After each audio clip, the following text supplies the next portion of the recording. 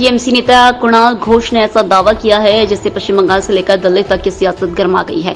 घोष ने 2 भाजपा सांसदों के तृणमूल के संपर्क में होने की बात कही। उन्होंने कहा भाजपा के 2 सांसद 21 जुलाई को तृणमूल कांग्रेस में शामिल हो सकते हैं। सांसदों ने इस दिन आयोजित होने जा रहे शहीद दिवस समारोह के दौरान तृणमूल कांग्रेस में शामिल होने की इच्छा जताई है। कर्नाटक सरकार ने बेंगलुरु के उस मॉल को 7 दिन के लिए बंद करा दिया है जिसने एक किसान को धोती और एक सफेद कमीज पहने होने की वजह से कथित रूप से प्रवेश की अनुमति नहीं दी थी। सरकार ने गुरुवार को इस मॉल को 7 दिन तक बंद रखने का आदेश दिया। आदेश आने के कुछ समय बाद ही मॉल को बंद कराने की कार्रवाई शुरू हो गई। किसान को मॉल में प्रवेश नहीं देने की घटना की विधानसभा में सभी पार्टी के सदस्यों ने कड़ी निंदा की है। कांग्रेस के लोकसभा सांसद शशि थरूर भी क्रिकेट के बड़े फैन हैं। श्रीलंका के खिलाफ होने वाले टी20 और वनडे सीरीज के लिए टीम के चयन को लेकर कांग्रेस सांसद शशि थरूर ने भड़कते हुए एक्स पर ट्वीट करते हुए लिखा कि संजू सैमसन ने अपनी आखिरी वनडे मैच में शतक लगाया था लेकिन उन्हें टीम में जगह नहीं दी गई। इसके साथ ही जिम्बाब्वे के खिलाफ टी20 सीरीज में शतक लगाने वाले भारतीय बल्लेबाज अभिषेक शर्मा को भी नहीं चुना गया।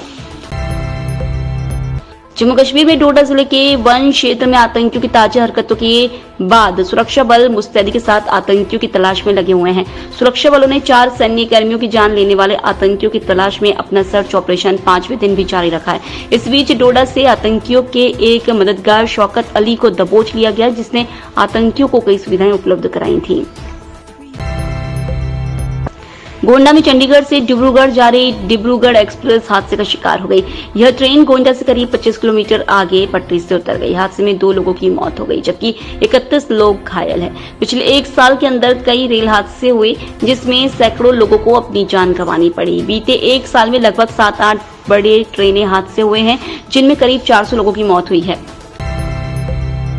लोकसभा में नेता प्रतिपक्ष राहुल गांधी ने उत्तर प्रदेश के गोंडा में ट्रेन हादसे पर चिंता व्यक्त करते हुए बृहस्पतिवार को कहा सरकार को यात्रियों की सुरक्षा और दुर्घटनाओं की रोकथाम के लिए अपनी रणनीति देश के समक्ष रखनी चाहिए। उन्होंने आरोप लगाया कि लगातार हो रही रेल दुर्घटनाएं अत्यंत चिंताजनक है और सरकार की कुप्रबंधन और उपेक्षा का परिणाम है। राष्ट्रीय स्वयं सेवक संघ के प्रमुख मोहन भागवत ने बृहस्पतिवार को कहा आत्म विकास करते समय एक मनुष्य सुपरमैन बनना चाहता है, इसके बाद वह देवता और फिर भगवान बनना चाहता है और विश्व रूप की भी आकांक्षा रखता है, लेकिन वहां से आगे भी कुछ है क्या, यह कोई नहीं जानता है। कुछ लोगों में मनुष्य होने के बावजूद मानवीय गुणों का अभाव होता है और उन्हें सबसे पहले अपने अंदर इन गुणों को विकसित करना चाहिए। नेपाल में केपी शर्मा ओली की दोबारा प्रधानमंत्री बनने के बाद भारत हर घटनाक्रम पर बारीकी से नजर बनाए हैं। चीन ने केपी ओली को बधाई देने के बहाने बेल्ट एंड रोल इनिशिएटिव पर आगे बढ़ने के लिए नेपाल पर डोरे डालना शुरू कर दिया है। नेपाल में BRI प्रोजेक्ट का सफल होना रणनीतिक रूप से भारत के लिए तनाव का बड़ा कारण है। ओली प्रबल चीन समर्थक माने जाते हैं। उनके कार्यकाल में भारत और नेपाल के रिश्ते काफी तनावपूर्ण हो गए थे।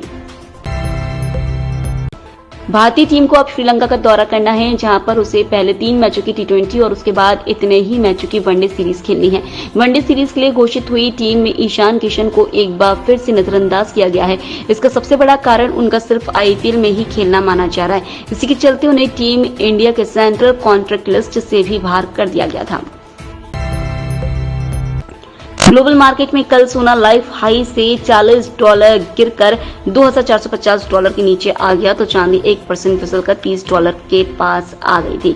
कल घरेलू बाजार में सुस्ती के साथ सोना 74,200 के करीब तो चांदी 91,800 के नीचे बंद हुई थी। आज के कारोबार में दोनों ही मेटल्स में बड़ी गिरावट थी। MCX पर सोना 582 रुपए की गिरावट के साथ 73,573 रुपए पर कारोबार कर रहा था।